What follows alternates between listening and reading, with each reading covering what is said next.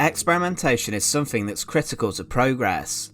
In medicine, for example, some of the greatest discoveries and advancements in the medical profession wouldn't have occurred without some degree of experimentation. Trying new ideas and developing new technologies was key to warfare too, and let's take the tank for example. When you look at the early tanks such as Little Willie and then contrast them with the main beastly battle tanks of today, such as the Leopard 2, Challenger 2 or the M1 Abrams, it really makes you appreciate how technology has changed warfare. However, what about when things really go wrong, and things that don't work?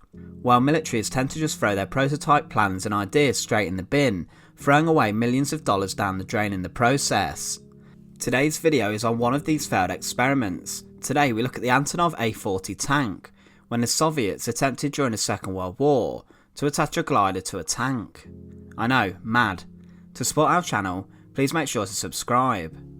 Gliders have an interesting history. Their development was spurred on by the Treaty of Versailles that followed the First World War due to the fact that Germany was banned from creating high-powered aircraft, so designers switched their attention to the idea of creating low-powered gliders.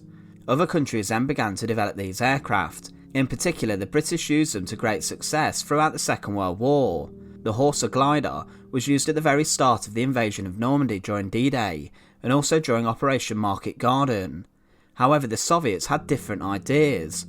Their glider development began in 1932, but no quality glider was built until the Second World War, and then they only used two light gliders, the Antonov A-40 and the Gribovsky G-11. Around 1,000 of these were built. However, the Soviets then went a little interesting with their glider design. Instead of loading light tanks onto gliders, like what would happen with other nations, the Soviets decided to go completely maverick. Soviet airborne forces strapped T-27 tankettes underneath heavy bombers and landed them on airfields with relative success. In the 1930s, they experimented with parachuting tanks into battle or by dropping them into water. Tanks were dropped during the 1940 occupation of Bessarabia from aircraft. However, these light tanks were dropped from a few metres by TB-3 bombers. As long as their gearbox was in neutral, it would allow the tank to roll to quite a gentle stop. One issue the Soviets encountered was the fact that when you airdrop a vehicle into combat, you had to drop their crew separately.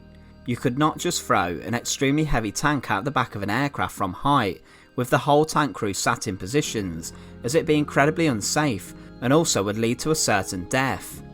So the tank crew would be dropped separately, and this would be a nightmare if they landed miles away or were delayed, as you had practically just handed the enemy a tank for them to then use.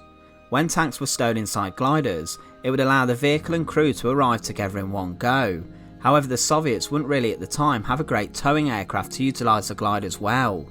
So the Soviet Air Force went to aircraft designer Oleg Antonov to design a suitable glider for landing tanks. Antonov wouldn't cut corners and would be extremely ambitious in his plans. Instead of building a glider similar to the Horsa that the British had, which is a rather remarkable glider by Second World War standards, he would take it to the next level. He decided to add a detachable cradle to a T-60 light tank, which then had large wooden and fabric biplane wings attached and a twin tail. So in theory, Antonov created a flying, gliding tank that once it landed in the battlefield, it would be ready to fight within minutes, quickly shedding its wings. The T-60 itself was a rather light scout tank, coming in at 5.8 tons. However, this seems like a remarkable idea, having almost 6 tons of flying tank behind a glider attached by a tow rope. One T-60 was converted into a glider in 1942, and it was intended to be towed by a Petlikov P-8 or a Tupolev TB-3. The tank was lightened significantly for use in the air, with its armament removed, its ammunition taken out and its headlights stripped off. In fact, even most of the fuel was emptied out of the vehicle. How do you think the first test flight went though? Well, possibly as you predicted. Even with all the modifications that pretty much just rendered it a flying tracked vehicle, the A-40 was too heavy to be towed. The TB-3 bomber that was towing it had to ditch the glider to avoid crashing. Its drag was too much, and the bomber couldn't handle the weight of the vehicle attached behind it. Remarkably, once the tank was ditched, Soviet experimental pilot Sergei Anokin managed to glide it smoothly to the ground. There was no aircraft that could handle the weight of the vehicle, and for this reason, the project was abandoned. The Soviets then went on to develop different ways of deploying airborne vehicles. However, the Antonov A-40 was a complete failure. The interesting take from this is that the experiment took place with using a light tank, which was then made even lighter when its armament and ammunition was shedded. So really the Soviets just tested a flying chassis, and this failed. I'm guessing Antonov, once he designed the A-40, imagined visions of T-34s and IS-3s flying into battle in Berlin at the end of the war, gliding into Wilhelmstrasse, taking the fight to the Germans in the heart of the Third Reich. It was sadly not to be though, with the remarkable yet failed story of the Antonov A-40, the Soviets' flying tank. Once again, thank you for watching. To support our channel, please make sure to subscribe. Once again, thanks for watching.